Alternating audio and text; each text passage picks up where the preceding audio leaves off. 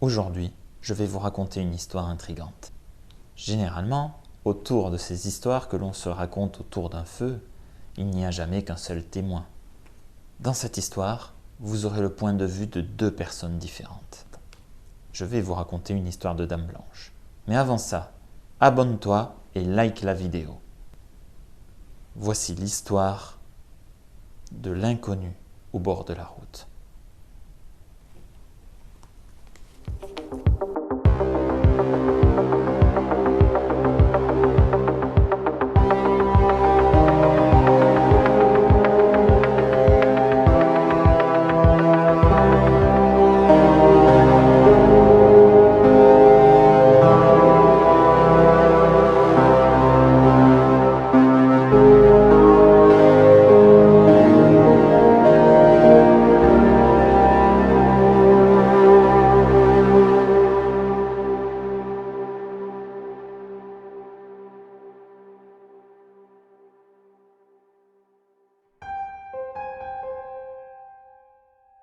André est veuf depuis de nombreuses années. Il a perdu son épouse, Véronique, depuis maintenant plus de 15 ans. Elle est décédée des suites d'un cancer. Avec Véronique, ils ont eu une fille, Marie. André a élevé seul sa fille. André travaille dans la restauration scolaire du village où il habite. Aujourd'hui, il est à la retraite depuis un peu plus d'1 an.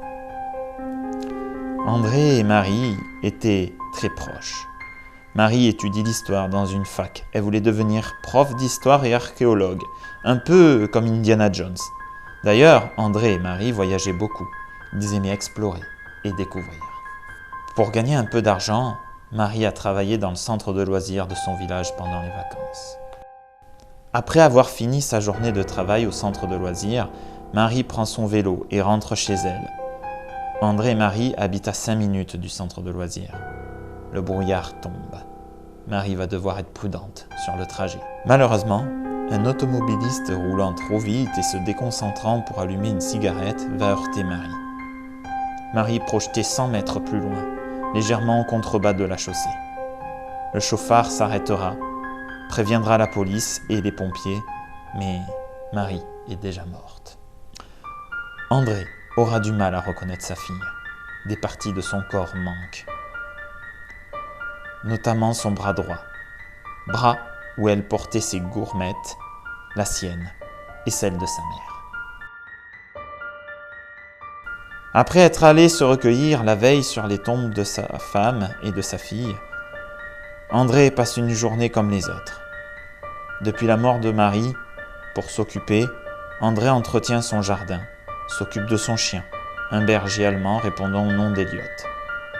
Il participe aussi à des tournois de jeux de cartes du club du village voisin. André regarde la télé quand soudain quelqu'un sonne à sa porte. André pressent que quelque chose va se produire. Il ouvre la porte et voit un jeune homme qui doit être du même âge que sa fille Marie.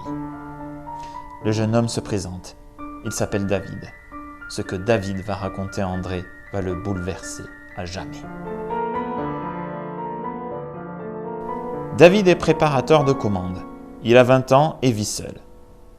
Petit, il a été témoin d'un accident de voiture en rentrant de vacances. Heureusement, sans gravité. Mais depuis, il fait très attention à sa conduite et à celle des autres. Il travaille à 30 minutes en voiture de chez lui. Il fait souvent des horaires de nuit.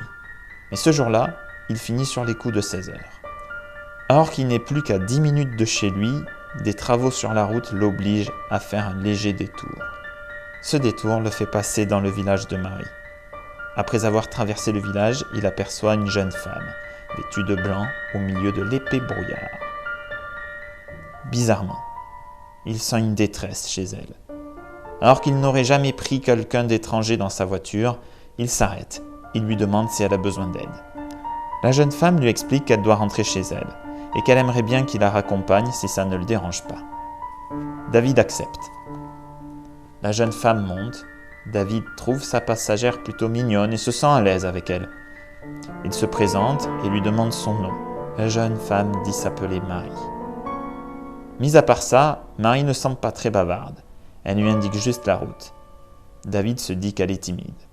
Il finit par la déposer attend que la jeune femme rentre dans la maison, puis rentre chez lui. Une fois arrivé chez lui, en sortant de la voiture, David remarque 2 gourmettes laissées sur la banquette du passager, banquette où Marie avait pris place. Le soir, il appelle son meilleur ami. Après plusieurs minutes de discussion sur des sujets variés, David fait part à son ami de sa rencontre. Son ami pense que si Marie a laissé les gourmettes, c'est pour qu'il retourne la voir.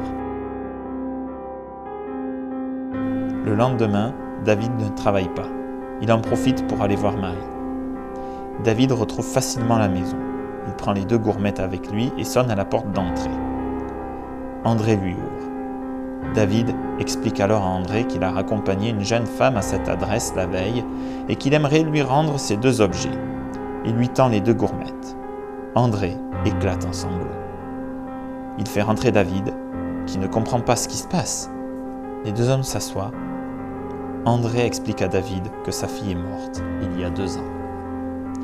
Depuis, André et David continuent de se voir une fois par an. L'esprit de Marie n'a plus jamais été aperçu. Sûrement voulait-elle rendre à son père les 2 gourmettes.